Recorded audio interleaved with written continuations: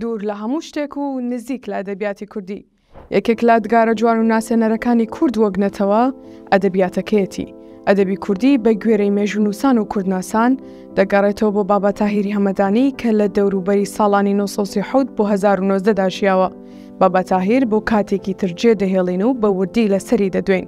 بۆ ئێستا کەمێک نزیکتر دەبینەوە.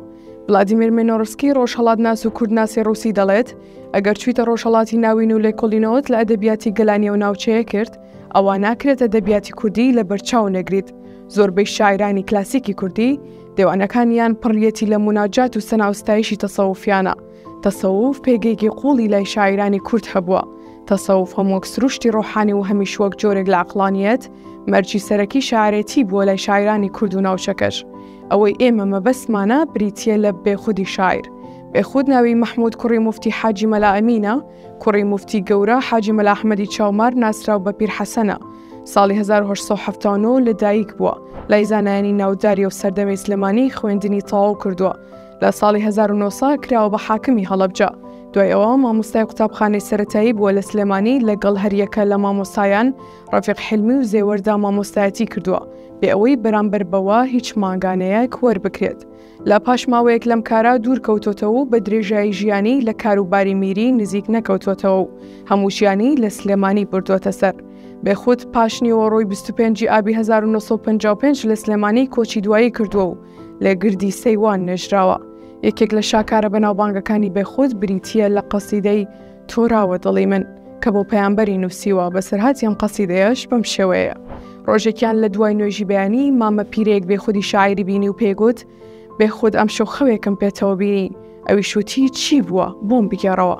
مامە پیرەش دەستی بە گێڕانەوەی خەوەکە کردووتی لە خەونمدا پێغەمبەر درودی خۆی لەسەر بێت بە تەنیشتمدا ڕۆیشت و سەلامێکی لێ کردم و منیش وەڵاممدایە وتم یەخوا بەخێر بێ سەروەرم فەرموو بۆ کوێ دەچی؟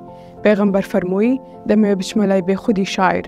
پاشان هەندێک ڕۆیشت و لە نێوەی ڕێگادا گەڕایەوە و دەستێکی بڵند کرد و ڕۆیشت. مامە پیرە لە قسەکانی بەردەوام بوو. کاتێک سەری هەڵبڕی سەیری کرد بێخود ڕیش و گۆناکانی بە فرمێسکتار بووە. بێخودوتی وەڵڵا ئەم شەو بە قەسیدێک لە خزمەت پێغەمبەردا بووم تا درەنگانێکی شەو. ئیتر لە ناوەندی قەسیدەکە ئاگام لە خۆم نەما و خەوم لێکەوت. هەر بۆیە پێیامبەر لە نیوەی ڕێگادا گەڕایەوە.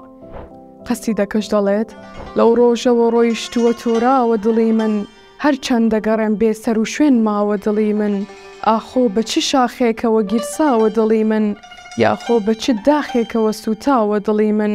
ئەو هەمدەمی غەمخوار و نەدیمی منە یارەب، ئەو مەحرەمی ئەسرار و قەدیمی منە یارەب، ئەو گەوهەری شەهوار و یەتیمی منە یارەب، کەوتۆتە چ بەحرێکەوە خنکاوە دڵی من.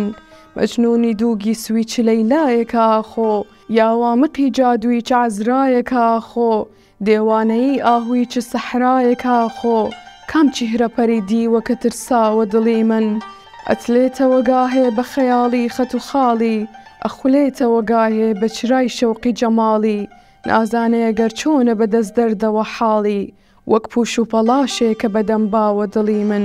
لەو چۆڵ و بیابانە ئەبێ یاوەری کێبێ، یا بەو کەژ و کێوانەوە سەودا سەری کێبێ، یا لە تلەت و ئەفگاری موژەی خەنجەری کێبێ، چۆن ماوە لە سەد لاوە کە کوژراوە دڵی من.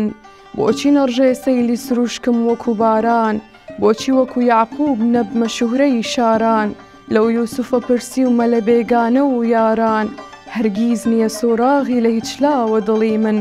بۆ خۆی بگریم یا نەفەسی پەردەدراوی، یا بۆ جگەری کون و سەد پارە کراوی، چی کردووە یارەب کە خەو خواردن و ئاوی، دایم غەم و بێداری و خوێناوە دڵی من. زاتێکی وەهای گرتووە ڕۆحم فیدای ئەو، شاهان شەو ڕۆژ دێنە قەدەم بۆسی گەدای ئەو، بێخود مەبە ئیتر بە ئومێد و بە تەمای ئەو، نایەتەوە لادگەر سەری داناوە دڵی من.